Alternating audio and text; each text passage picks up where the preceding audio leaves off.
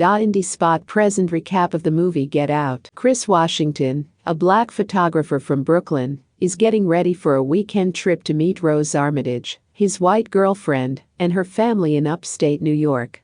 He is hesitant and asks Rose whether her family is racist, and she tells him that they are not aware of their interracial connection.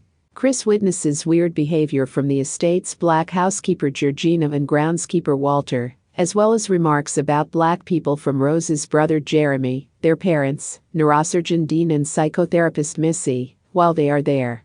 Missy forces Chris into a hypnotherapy session the evening before they arrive in an effort to break his smoking habit. He admits in a trance that when he was a child his mother was killed in a hit-and-run, and that he feels responsible for her death because he took too long to call for help. He then steps inside what Missy refers to as the sunken place. He thinks the encounter was a dream the following morning until Walter recognizes their brief conversation the previous evening.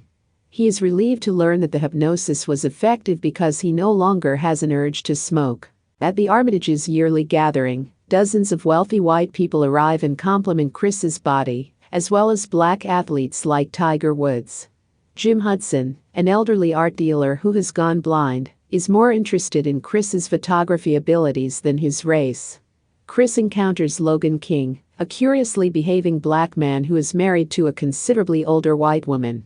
Chris communicates the details to his pal, PSA agent Rod Williams.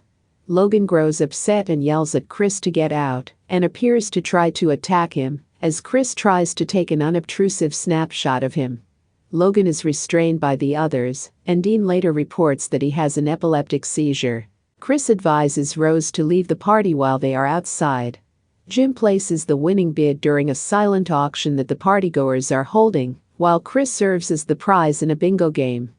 Andre Hayworth, a missing person from Brooklyn, is identified as Logan by Rod. Rod tries to alert the authorities to his suspicions of a conspiracy, but they reject him. Rose had earlier claimed that Chris was the first black man she had dated, but Chris discovers pictures of Rose dating other black men in the past, including Walter and Georgina, as he prepares to leave.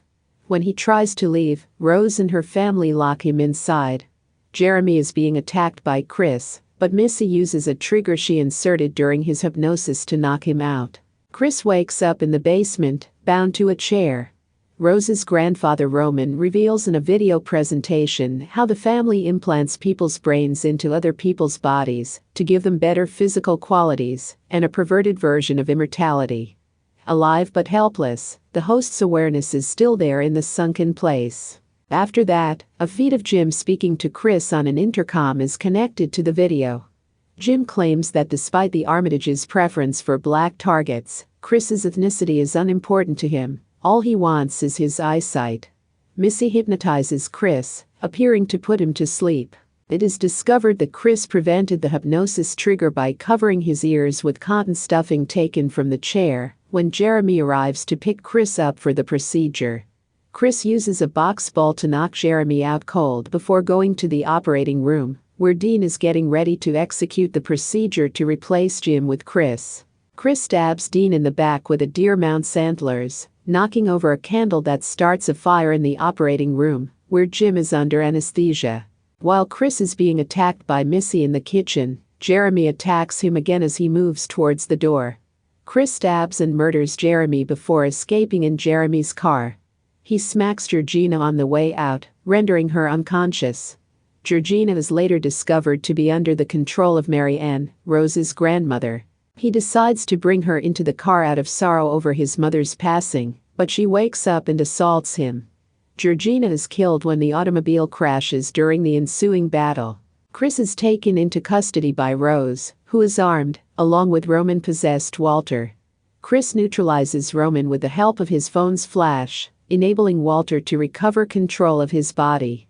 Walter uses Rose's firearm to shoot her in the stomach. Before shooting himself, Chris starts to choke Rose, but he is unable to succeed in killing her.